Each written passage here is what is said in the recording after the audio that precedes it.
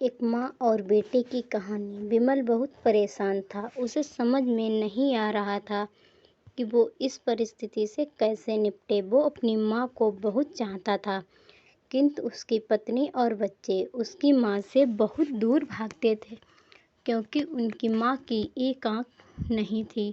साथ ही उनकी कमर भी 90 अंश पर झुकी थी। वैसे वह अपना काम सब खुद कर लेती है, किंतु फिर भी वो उसकी पत्नी और बच्चों के लिए हमेशा खटकती है। दादी, आप ऊपर के कमरे में जाओ, मेरे दोस्त आ रहे हैं, विमल के बेटे अखिल ने बड़े बेरुखी से कहा। पर बेटा, मैं तो यहाँ बहुत दूर बैठी हूँ, विमल की माँ ने बहुत प्यार से कहा। नहीं, आप उनके सामने मत रहो, वो मुझे चिढ़ाते हैं, अखिल ने जोर से डांटते हुए कहा। क्या हुआ अखिल, क्यों चिल्ला रहे हो? विमल की पत्नी कामिनी ने किचन से ही आवाज़ लगाई। देखो ना माँ, ये दादी यहीं ड्राइंग रूम में बैठी हैं और मेरे दोस्त आ रहे हैं। अखिल ने शिकायत भरे लहजे में कहा। माँ जी, आप ऊपर चली जाओ, क्यों हम लोगों को लजवाती हो? कामिनी ने बेटे का पक्ष लेते हुए कहा। बेचारी सरस्वती चुपचाप उठकर जीने के सहारे ऊपर जाने लगी। कमर झुकी होने के कारण उन्हें ऊपर चढ़ने में बहुत परेशानी हो रही थी, किंतु वो पूरी ताकत से ऊपर के एक अकेले कोने वाले कमरे में जाकर बैठ गईं। विमल बाजू के कमरे से सब सुन रहा था। उसे कष्ट हो रहा था कि उसकी माँ को अपमानित होना पड़ रहा है, किंतु वो असहाय था।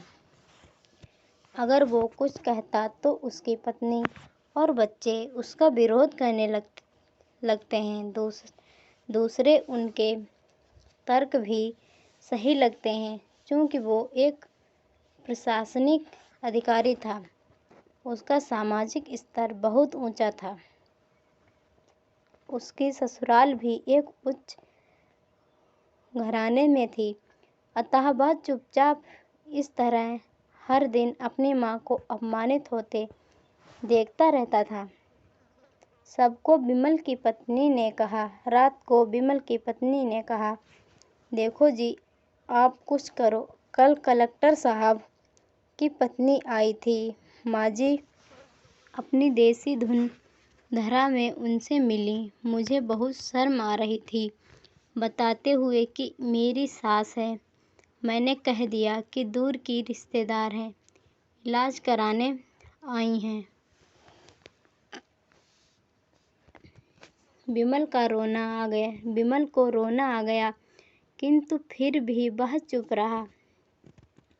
उसे समझ में नहीं आ रहा था कि वो क्या करे। अपने बेटे की मन स्थिति को सरस्वती अच्छी तरह से जानती थी और बेटे को कोई कष्ट ना हो, इसीलिए वो हर बात को चुपचाप सह लेती थी। विमल बहुत उदास रहने लगा। एक तरफ परिवार और सामाजिक स्तर पर जीने की प्रतिबद्धता थी, तो दूसरी ओर आखिर माँ से अपने बेटे की यह हालत नहीं देखी गई।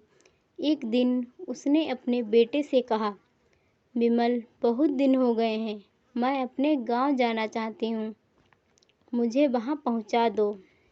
मेरा यहाँ मन नहीं लग रहा। किंतु माँ, वहाँ तो कोई नहीं है, तुम्हारी देखभाल कौन करेगा? विमल ने आश्चर्य से पूछा।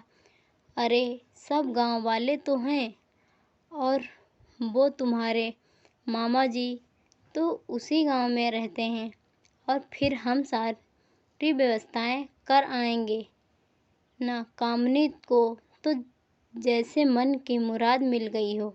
हाँ बेटा, बहू सही कह रही है, सरस्वती ने लंबी सांस लेते हुए कहा। विमल जानता है कि गांव में माँ की देखभाल करने वाला कोई नहीं है, लेकिन अपनी पत्नी के की जिद के कारण वह अपनी माँ को गांव छोड़ने पर विवश हो गया।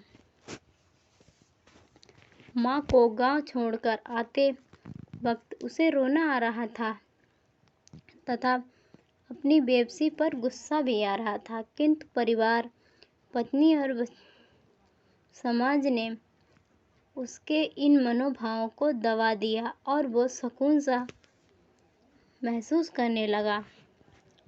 कुछ दिनों के बाद उसके चाचा, जो अमेरिका में रहते थे, आने वाले थे। जब विमल बहुत छोटा था, उसके पिता जीवित थे, तब वो भारत आए थे और उसके बाद वो अब भारत आने वाले थे।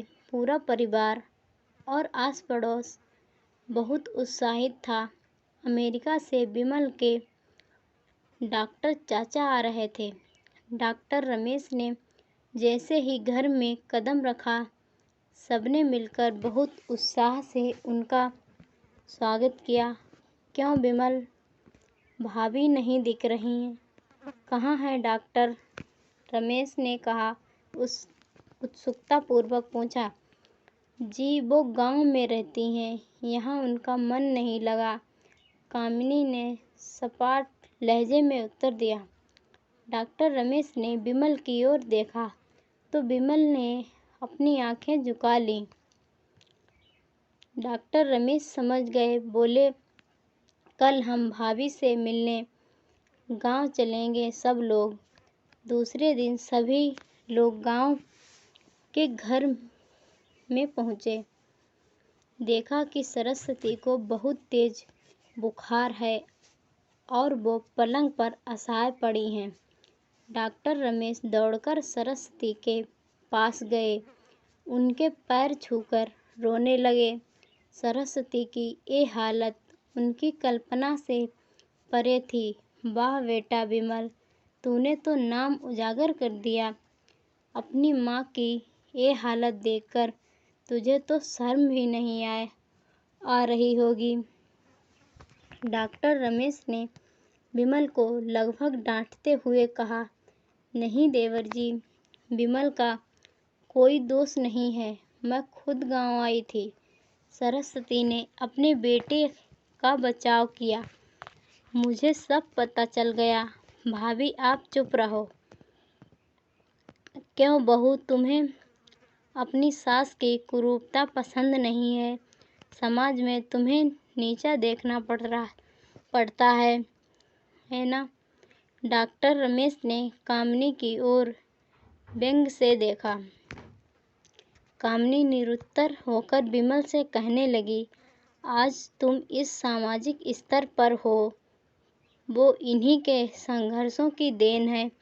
और बेटा विमल, तुम्हें शायद मालूम ना हो कि बचपन में जब तुम 1 साल के थे, तब छत से नीचे गिरने के कारण तुम्हारी एक आंख फट गई थी और तुम्हारी रीढ़ की हड्डी में भी समस्या थी। तब तुम्हारी इस कुरूप माँ ने अपनी एक आंख और अपना बोन तुम्हें देकर इतना सुंदर स्वरूप दिया था। कामिनी बेटा, इतने सालों तक संघर्ष करके बेटे को प्रशासनिक अधिकारी बनाने वाली इस संघर्षशील औरत की तुम लोगों ने यह दशा कर दी, तुम्हें ईश्वर कभी माफ़ नहीं करेगा। डॉक्टर रमेश की आंखों से अश्रु जलधारा बह रही थी।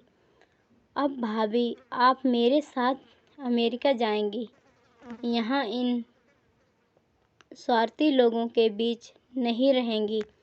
डॉक्टर रमेश ने सरस्वती से कहा, विमल को तो काटो तो खून नहीं। डॉक्टर रमेश, जो उसके चाचा थे, उन्होंने जो राज बताया था, उसके बाद तो विमल को यही लग रहा था कि उससे ज़्यादा पापी इंसान इस दुनिया में और कोई है ही नहीं।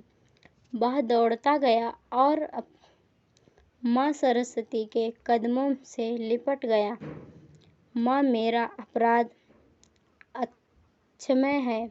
मैं जानबूझकर चुप्पी साधे रहा, आपका अपमान करवाता रहा। अब सिर्फ आप ही उस घर में मेरे साथ रहेंगी और कोई नहीं। विमल ने अग्नि दृष्टि से अपनी माँ, अपनी पत्नी और बच्चों को देखा।